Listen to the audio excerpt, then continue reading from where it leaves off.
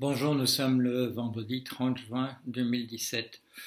Et pour commencer, vous devriez me voir beaucoup plus clairement et distinctement qu'auparavant parce que l'élagueur est passé ces jours derniers et il y a beaucoup de branches qui ont disparu. Ce qui est mieux parce que il y avait un arbre là derrière qui commençait à dépasser des hauteurs vertigineuses. C'était pas de ma faute, mais j'étais pas là. Mais il fallait le ramener à des proportions telles que il ne s'écroulerait pas incessamment sous peu sous la maison ou sous celle des voisins. Alors ça c'est fait. Je sais pas si c'est comme ça pour les autres, je veux dire les gens qui deviennent vieux.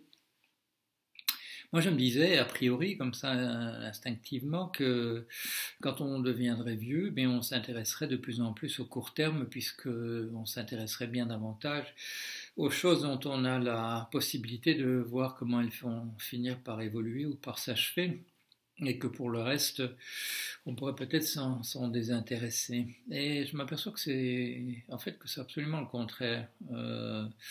Tout ce qui doit se passer dans les 5 ans à venir me paraît d'une banalité, d'une trivialité énorme. Alors que ce qui doit se passer dans les 50 ans, les 100 ans à venir me paraît de plus en plus essentiel. Il y a une dizaine d'années, j'ai écrit un livre qui s'appelait La crise du capitalisme américain ou La crise du capitalisme américain, sur les choses qui devaient se passer selon moi dans les 2 ou 3 années à venir, ce qui a été le cas. Et beaucoup plus récemment, j'ai écrit Le dernier qui s'en va, éteint la lumière qui porte sur voilà, ce qui se passera sur 2 ou 3 générations. Et je ne sais pas, j'ai tendance à me projeter. Ah si, quand je dis je sais pas, en réalité j'ai l'impression que l'explication me vient tout de suite, à me projeter loin vers l'avenir. Et l'explication qui me vient tout de suite, c'est peut-être celle-ci. Non, c'est certainement celle-ci, mais elle est peut-être vraie ou elle est fausse. C'est que petit à petit on se rend compte que quand on vit, que ce qui est autour de nous n'a pas beaucoup de signification et que si on veut qu'il y ait de la signification, ce qui est quand même, je dirais, humain, il faut peut-être essayer de la donner soi-même. Ça paraît pas très modeste ce que je dis là, mais je ne veux pas dire nécessairement en changeant le monde, encore que ce serait une bonne idée de le faire, mais peut-être en faisant de l'ordre dans ce qui a un potentiel de faire sens et de ce qui n'en a pas. Enfin voilà, comme je vous dis, c'est une idée qui me vient à l'instant et il faudrait que je la creuse. Euh, Autre truc, là, dans l'actualité, euh, moi j'ai un peu de mal, et c'est peut-être lié à ce que je viens de dire, j'ai un peu de mal à m'exciter beaucoup sur ce qui se passe en ce moment en France, parce que j'ai l'impression pas que, justement, il ne s'est pas encore passé grand-chose par rapport au nouveau pouvoir, et c'est pour ça que j'en parle pas beaucoup, parce que voilà, quand il y aura quelque chose, et s'il faut s'indigner, ben, je m'indignerai certainement, c'est dans mes habitudes. Mais pour le moment, j'ai l'impression qu'il y a beaucoup de gens autour de moi qui s'égosillent, qui se fâchent, qui hurlent à la limite sur des choses qui n'ont pas encore eu lieu, donc, et dont on ne sait pas exactement quel tour elles pourraient prendre.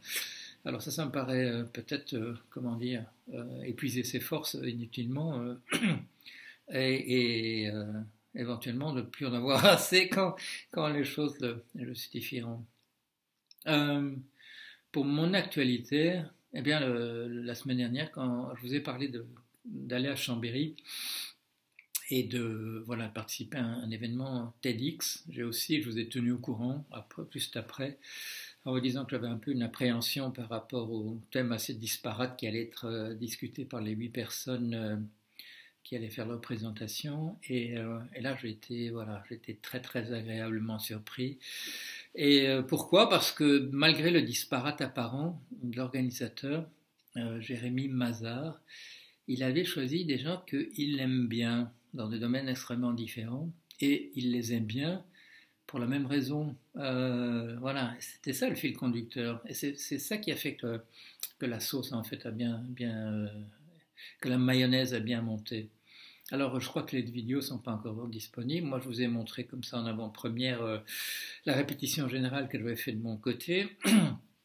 Et en assistant à un événement comme ça, c'est la première fois que je le faisais, j'ai compris en quoi le format pouvait avoir un certain pouvoir attractif, un certain pouvoir de séduction.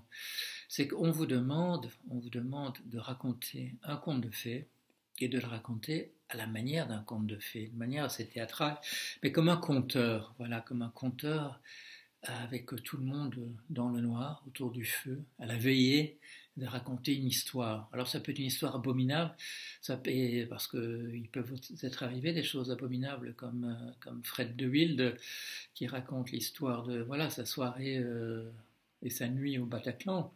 Alors ça met des contes de fées comme ça, qui sont des choses affreuses. Et je me souviens que moi-même, enfant, euh, les plus affreux étaient ceux qui me terrorisaient le plus, mais qui me paraissaient les plus intéressants. J'ai pu voir ça avec certains de mes enfants qui en redemandaient non pas de contes de fées à l'eau de rose, mais au contraire de ceux où les parents mangeaient leurs enfants et des petites choses, voilà, des anecdotes de ce type-là.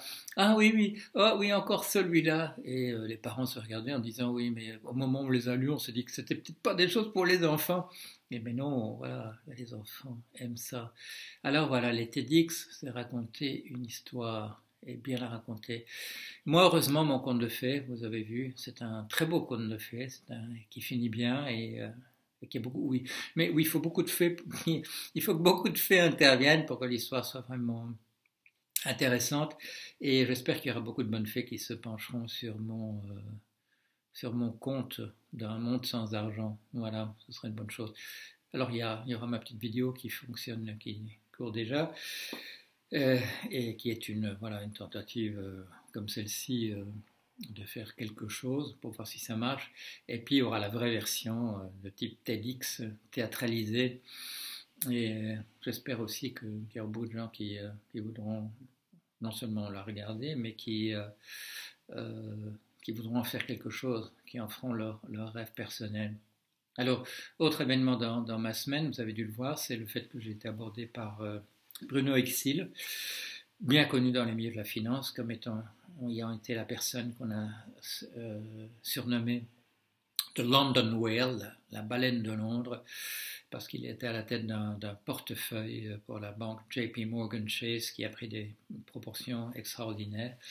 Et voilà, et il m'a proposé une histoire qui m'a semblé apporter les éléments d'explication. Et j'en ai fait un papier, le papier que je fais mensuellement pour Le Monde et l'Écho, Le Monde en France et l'Écho en Belgique. Et je viens de le proposer. Quand je dis je viens, c'était il y a 1 heure.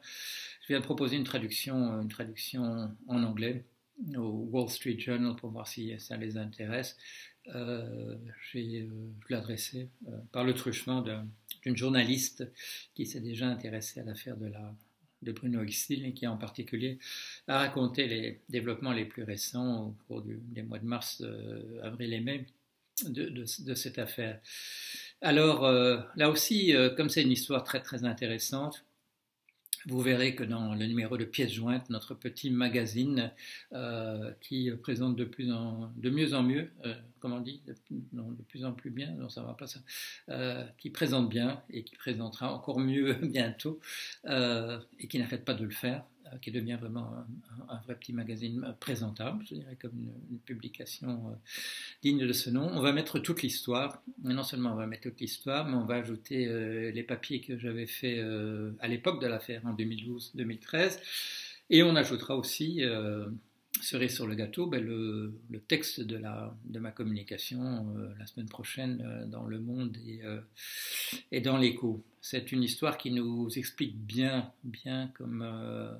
comment fonctionne le monde de la finance. Et j'espère que ça aura des conséquences, des retombées favorables pour Exil lui-même, de la même manière qu'on a vu que Maître Koubi, l'avocat de Kerviel, bien que ce soit des affaires sans rapport en fait, à part le fait qu'il y a un trader, mais c'est pas du tout de la même nature, que Maître Koubi m'avait dit que les papiers que j'avais écrits sur l'affaire Kerviel au fur et à mesure qu'elle se déroulait, et vous vous souvenez peut-être que j'avais fait un papier dans les heures, ou même dans les minutes peut-être qui avaient suivi l'annonce de l'affaire, en expliquant de manière assez technique souvent de quoi il s'agissait, mais pour qu'on voit clairement de quoi il s'agit et pas que ce soit simplement des ragots, des représentations à l'emporte-pièce de ce qui s'est passé en réalité. Et donc Maître Koubi m'a dit que ce que j'avais écrit avait eu une influence très favorable sur la suite des événements. Et d'ailleurs, le papier que j'avais fait peut-être le plus décisif, où j'avais parlé de la raison d'État, et qui n'apparaît pas dans le volume de la publication récente de 10 ans de chroniques sur le monde, parce que c'était en dehors de mes chroniques à proprement parler pour la finance, mais que ça apparaît comme appendice dans le livre que Maître Koubi a écrit sur l'affaire Kerviel. Donc voilà, parfois on vous dit que ce que vous faites a une certaine influence sur le déroulement, sur le cours des événements, ce qui vous fait plaisir, quand c'est en bien, bien entendu. Voilà, mais pour cette semaine, je crois que c'est de ça que j'avais envie de vous parler. Alors, avec un peu de chance, à la semaine prochaine. Voilà, au revoir.